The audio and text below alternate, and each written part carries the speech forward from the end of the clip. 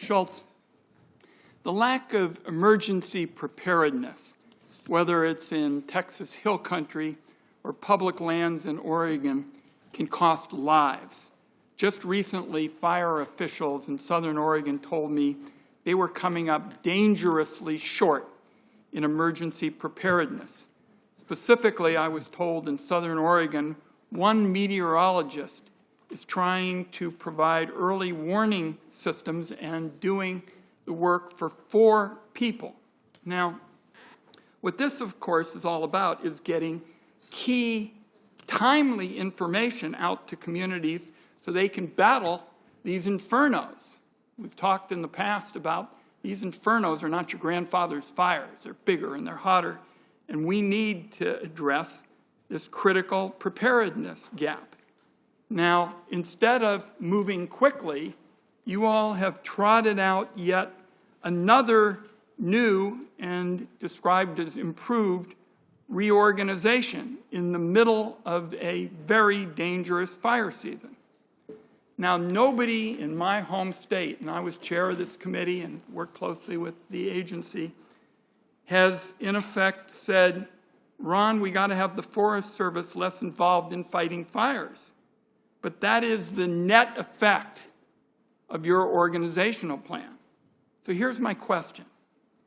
What is this new plan going to accomplish for preparedness in my home state this fire season? That's what I was asked about. What can be done this fire season, and how is this new organizational plan going to get real help to people quickly?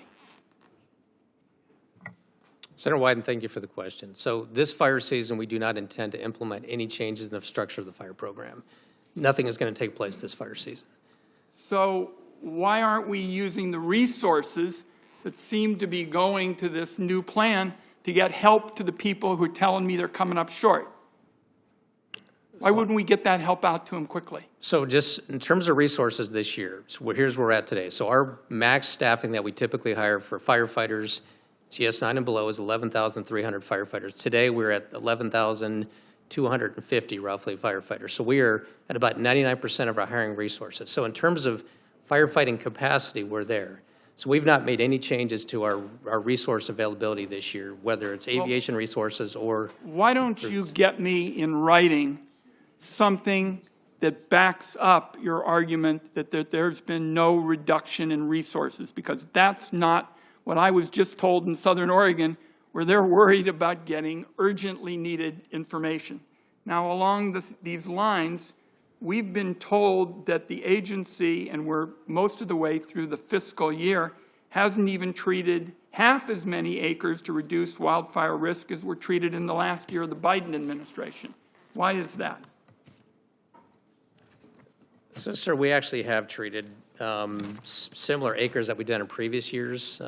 And so this administration came in February. So in terms of basically treating acres, there's not been a major reduction in acres treated for the last year, for this year. So we will get to you those numbers because that is factually inaccurate. Okay. And let me tell you what concerns me about this net effect, because I've described to you the problems that we're seeing on the ground in Southern Oregon, where we're not getting the help in terms of stepping up to deal with emergencies.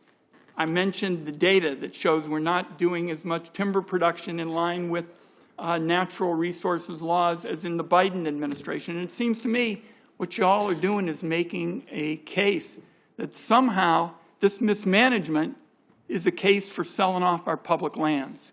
And I want you to know that I am going to fight that argument every step of the way, because we heard loud and clear that when the administration advanced their arguments just recently for selling off public lands, the American people said, no way. Not a close call, no way. And I'm not going to allow the mismanagement and the lack of really using resources effectively, as I've just described in my state, become an argument that somehow this mismanagement is a case for selling off our public lands. Thank you, Mr. Chairman.